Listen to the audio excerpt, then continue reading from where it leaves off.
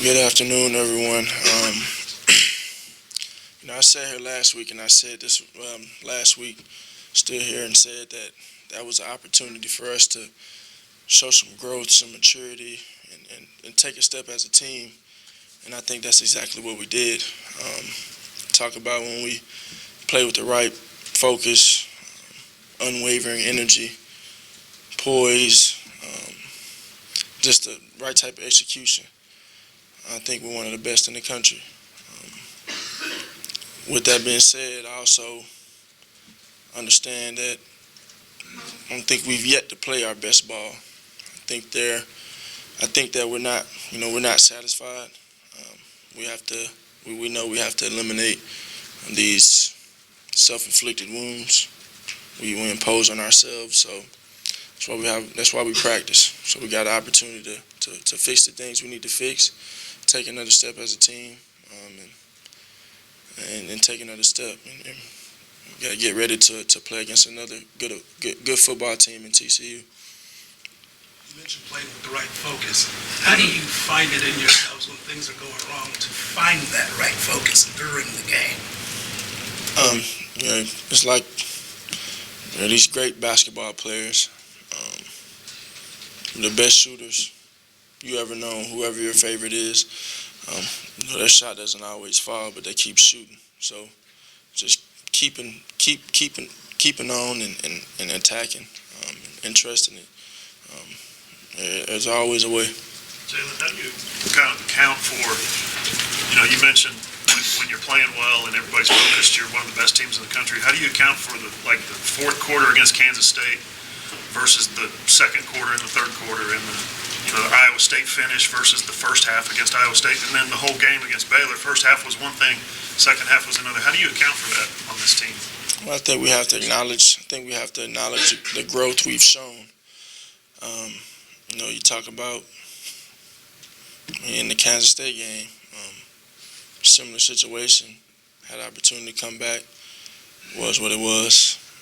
But this, we all showed fight and will, and we all persevered through it, so ended up getting it done. Is there youth and inexperience at play in some positions maybe? The guys don't know how to react, and they're still learning and growing, as you say? I think everybody's learning, everybody, including myself. I said that last week too. Not a day goes by where we don't have opportunity to learn as people, so everybody's taking steps every day, and that's what we have to continue to do. Jalen, you brought up Kansas State to the first part of John's question. How much did going through that experience 3 weeks ago help prepare you for what happened Saturday night? I think everything happens for a reason. The ups, the downs, you never can get too high or too low. So just continuing to come together as a team, take steps every week, and ultimately, we want to try and be 1-0 this week, so focusing on that. Jalen, you played without CD for the first game. Just your thoughts on just the receiving corps, the job they did Saturday night, especially those young players really made some big plays. Yeah, I have complete trust in everybody who's on the field. I think we all trust each other to make plays, to do their jobs, and to go out there and execute. Guys stepped up and they took advantage of opportunities and made plays, and that's what good football teams do. After the game, we saw you go and run over to where the OU fans were, celebrate with, I think, Parnell and Kenneth were there. What was kind of wrapped up in that celebration for you that kind of sparked all that after the game? Well, there's something you want to try and soak in. That greatest comeback in school history. Something that we wanted to enjoy, but now, at the end of the day, that great comeback is not going to win us a game this week. So we completely understand that, and I think we have the right focus going into it this week, playing TCU as far as that. So we're just ready to attack practice and get better. Do you think the fact that TCU is so good historically and this year really against the run sort of helps to sober things up when you think these guys are going to come in here and bring a really good defense? Well, we got a lot of respect for them. They play really good football and they're well coached. So we got to do our best job in our preparation and get ready for them. I noticed you called Austin Stogner Sugarfoot on Instagram at one point. Can you kind of describe that nickname and how that came up? There's some old country slang, I guess. What was his performance like? Obviously, you guys are struggling to get going and catches 2 touchdowns for you guys and really his first meaningful action of the year. Like I said, we had a lot of guys step up and make pivotal plays in the game. And Austin, man, he's a steady guy. He works hard. He's a young buck, but man, he works his tail off, and I mean, he stepped up big for us. What about Lee Norris, a guy who's, hasn't gotten a lot of targets, but has a history of making big plays. The role completely different this last game. Just how he handled that and who he is and how that helped him handle the situation. Yeah, he's as poised as can be. Kind of like a silent assassin at times. Doesn't say much, but plays with his heart on his shoulder, and plays really hard. And he stepped up for us big time too. Made some really good catches and some really nice conversions. So good. Could you sense in the fourth quarter, as you guys kept the football for whatever it was, 24 minutes, and Baylor just kept either turning it over or going 3 and out with quick possessions, could you sense that their defense was wearing down?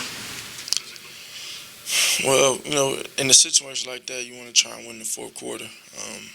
But regardless of what the scoreboard says, what the time of possession was, we wanted to execute and just play good Oklahoma football.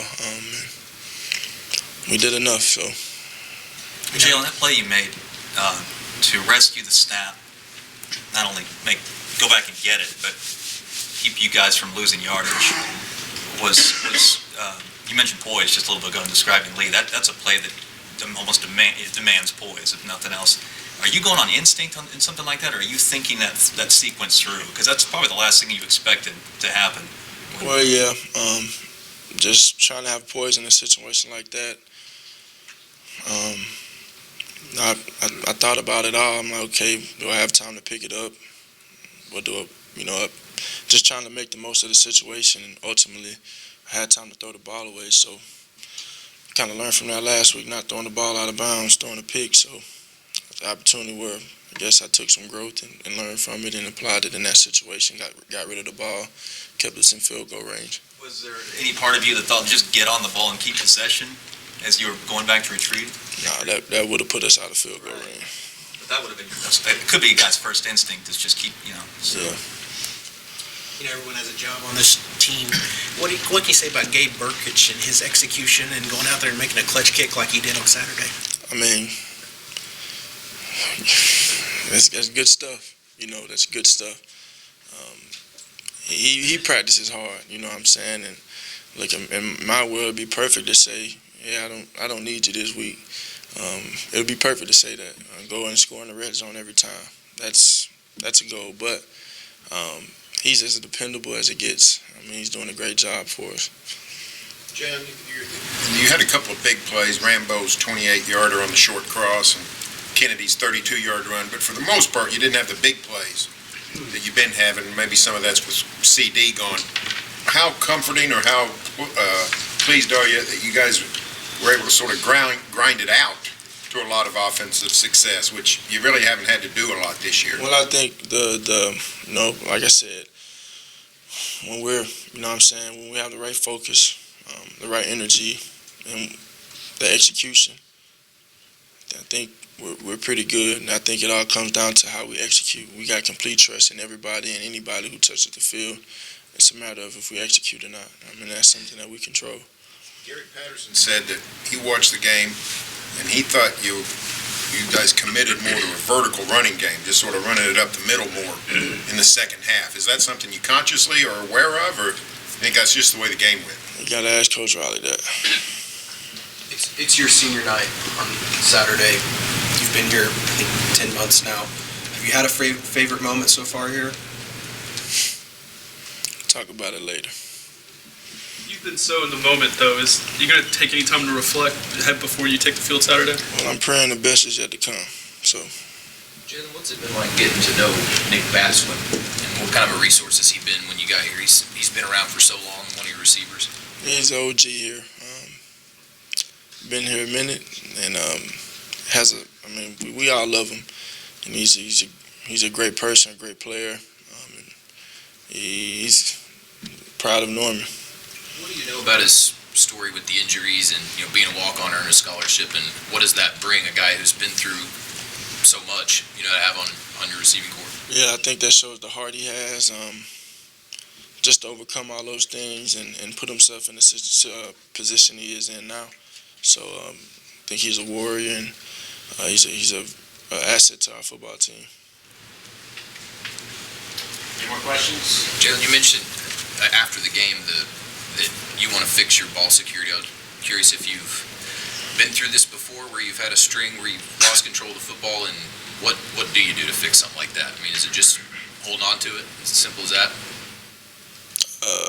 Yeah, I think you got to practice, and it ain't the first time I fumbled, and it probably won't be the last. So just gotta, what do shooters do? When they want to hit shots, they keep shooting. So gotta keep going, and I'll just focus in on it. Tell you, I came home late. Whenever we got home, got a workout in probably like 2 something. Whenever we got back. But I had a football in my hand, so I was working on my ball security, so hopefully it shows this week.